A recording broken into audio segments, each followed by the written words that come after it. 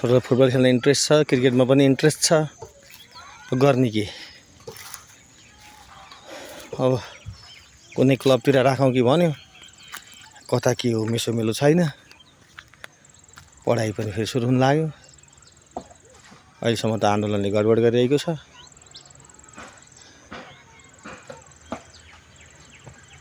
त्यो त long jump हो नि।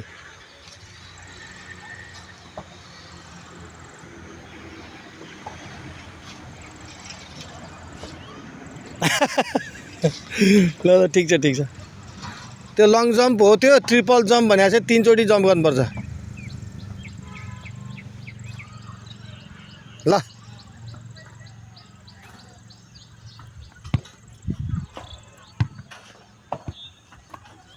ल ठिक छ, धन्न मकै बारीमा गएर।